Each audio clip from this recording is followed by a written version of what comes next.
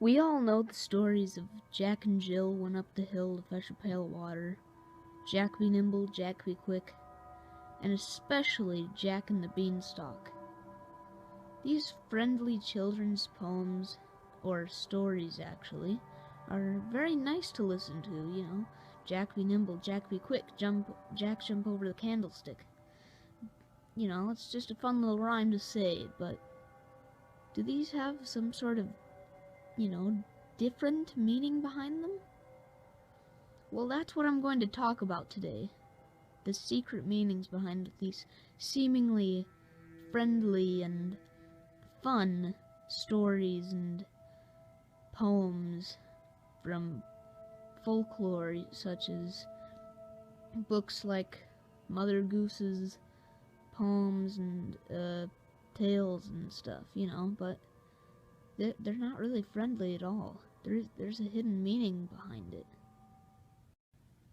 It all started when Jack bought a seed at the store, from the story, but after that, he didn't climb the beanstalk and get treasure.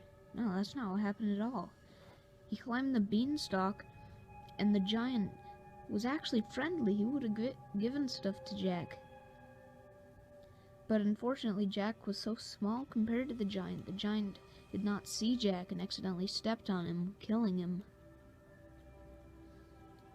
He went to purgatory. While there, he had these horrible visions. It started right here. Jack and Jill went up the hill to fetch a pail of water. Jack fell down and broke his crown, and Jill came tumbling after. They were going up the hill to fetch a pail of water, but Jack, he was trying to lower the bucket down, but he fell down into the well and hit his head several times on the walls on the sides. That's how he broke his crown. He fell into the water. Thankfully he didn't drown, but Jill tried to save him, so she jumped in, and the fall, she broke several bones and drowned because she couldn't swim because of the injuries. Fortunately for Jack, he climbed out of the well and made camp for the night near a forest. Then, in the distance, Jack saw something strange. There was a big silhouette of some sort coming towards him. It was huge, at least 200 feet tall. It was the giant who was coming to see if Jack was all right. But Jack was scared of the giant. Unfortunately, his fire was now uncontrollable because he had been looking off into the distance, wondering what the silhouette was. He had let the fire get out of control, and now it was a small brush fire. Unfortunately, he hadn't enough time to stop the fire, and that's where Jack be nimble, Jack be quick comes in handy in this story. Jack be nimble, Jack be quick, Jack jump over the candlestick. That's not what happened. He didn't jump over a candlestick, he jumped over a fire. He didn't completely jump over it though, he got burned. 2nd degree, very bad. Fortunately, he escaped unscathed except for the burns and a few scratches and bruises. He was also blistered and had many, many scars. The scars came years later, though. They stayed for the rest of his life, except for the fact that he was already dead, so they stayed permanently, forever. His body didn't decompose, his body didn't do anything, it just sat there in purgatory doing nothing. But, getting back to the point, so he ran into the forest, trying to avoid the giant, but it wasn't the giant after all. It was something else. It wasn't Jill, it wasn't his mother, it wasn't his father. It wasn't anything, it was just a thing. Well, I guess it would be a thing if it was a thing, but That's not the point. It was just a silhouette. Something following him. It just didn't seem right. So Jack, still being nimble and quick, runs through the forest, stubbing his toes on many occasions, running across the hard, cold ground in the forest, the wind blowing through the trees, the clear skies with all the stars, but all that didn't help the situation. All that did was make him scared. It didn't amaze him, it didn't cheer him up. The beauty of the forest was nothing. It was not going to help him. Nothing. It was nothing.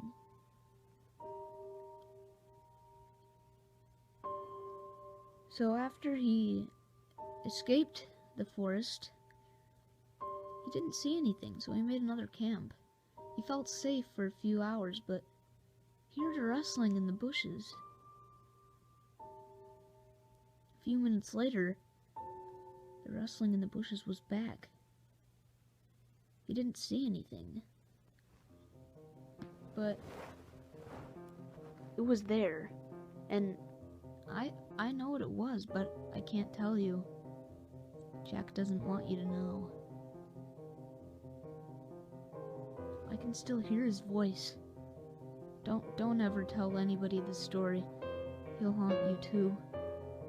In fact, I was told this story by my great-grandfather many, many years ago. It was an old folklore story that was going around during the war, you know. And it was very popular at the time, but now it is pretty much faded into history. Don't ever tell anybody this story, because it will haunt you for the rest of your life. You'll hear scratches in the door, voices in your head, you'll see things. The silhouette will be there, crawling through the vents of your house, making the clock get louder and louder.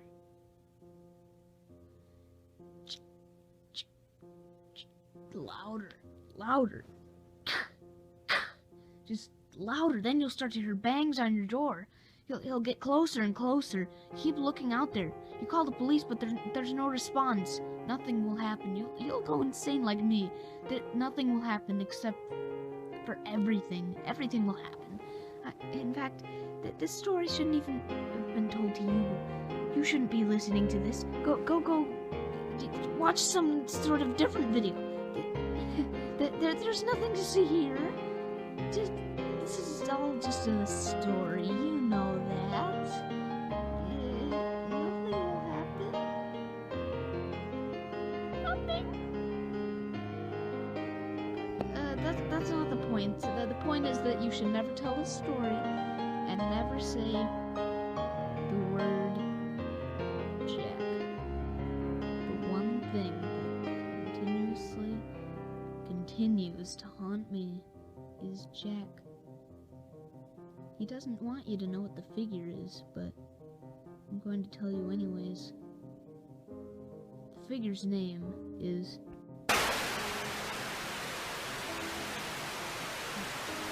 Sorry about that, there were technical difficulties because of the name.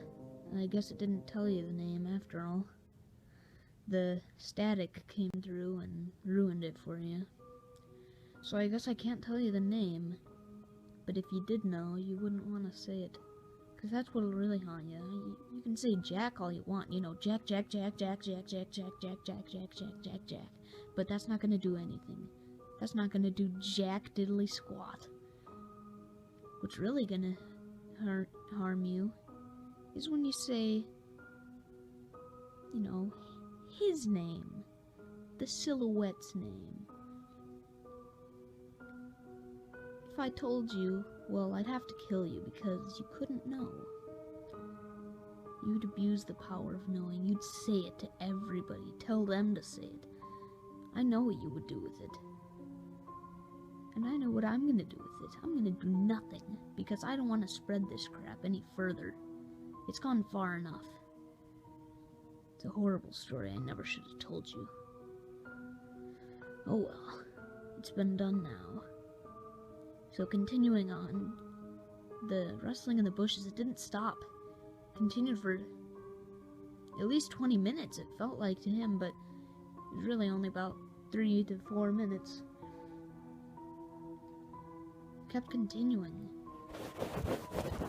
On and on. Louder and louder each time. That got so bad that he eventually left the camp.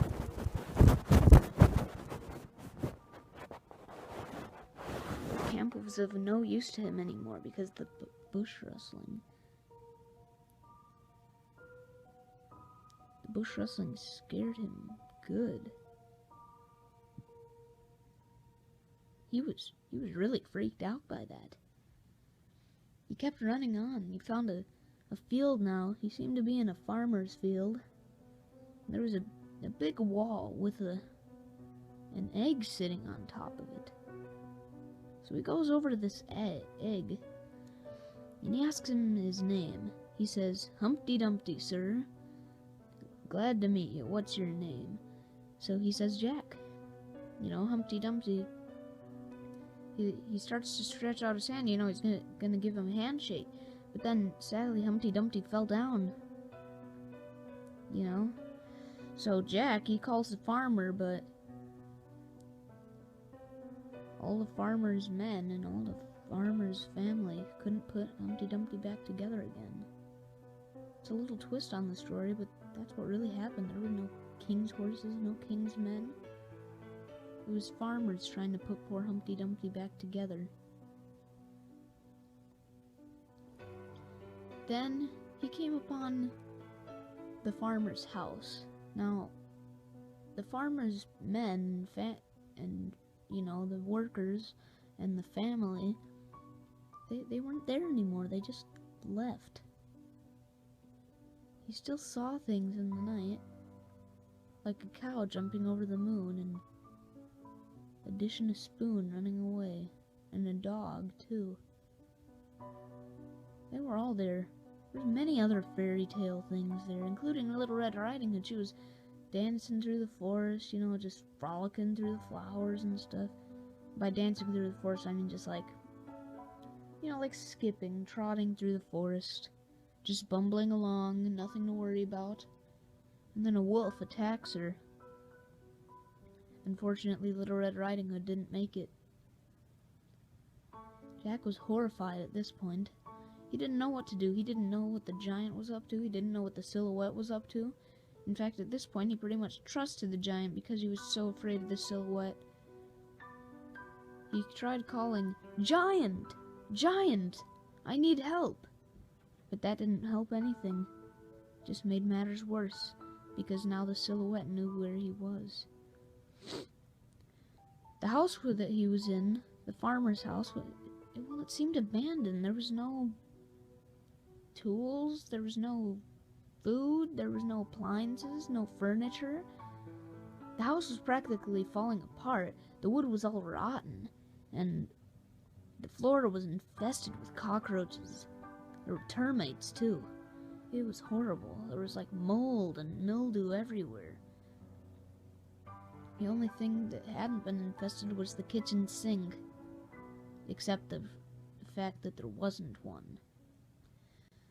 So Jack looks out the window, and suddenly the moon becomes black. There was just a shadow in front of it.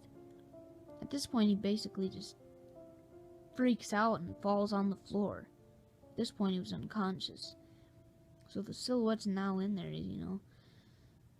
He picks Jack up, takes him back into the forest where the remains of Little Red Riding Hood lay. Turns out the wolf was his pet. This was the worst experience Jack had had so far. The silhouette took him, and he did something that brought back a memory of his. A memory that wasn't such a great one.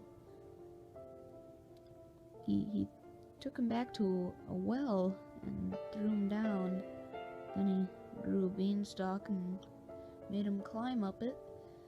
And then he even started a candle on fire. You know, he lit the candle, made Jack jump over it. He actually threw him over the candle since he was unconscious, but that woke him up. He was ready to wake up anyways. It wasn't the force of the impact that woke him up, it was just because he was ready. Jack saw the silhouette, and his face was just a pale look now. So pale in his face and weak, and he was horrified. I feel bad for him, but I don't want to feel bad for him, because I also hate him so much. He haunts me every day.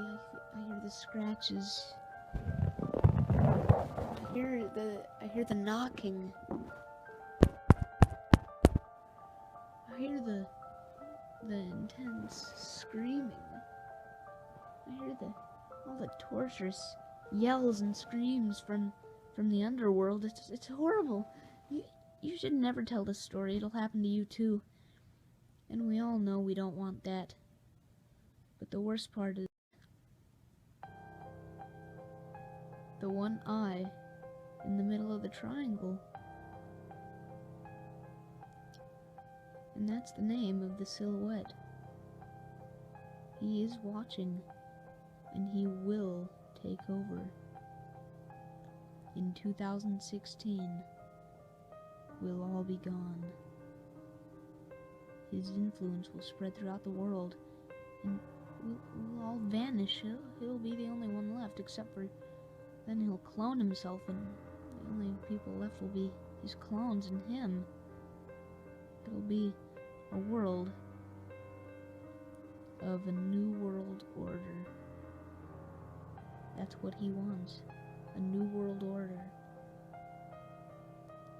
And he's using the all-seeing eye as his symbol inside of a triangle. I'm going to try to tell you the name again, but if I can't, then oh well. That's the end of the story. Is, well, the silhouette ends up killing Jack and the giant and all the other fairy tales. There's no more children's stories to tell. There's no more anything. He threw Jack's body onto a boat. He got in the boat and started rowing gently down a stream. Then he jumped out of the boat, swam to shore, and this is what really happened to the boat. Row, row, row your boat gently down the stream. Merrily, merrily, merrily, life is but a dream. It's really a suicide message. It's not a fun, friendly poem. It's a message from the New World Order's leader.